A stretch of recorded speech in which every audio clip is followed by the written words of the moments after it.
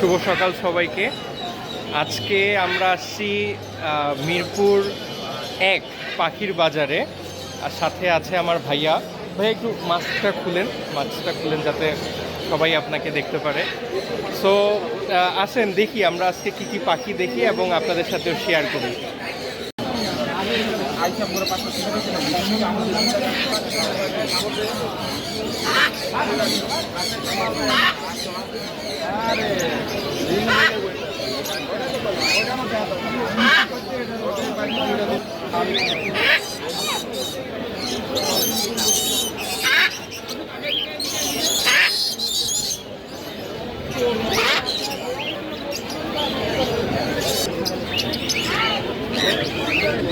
এই হলো পাখি মার্কেট মিরপুরের।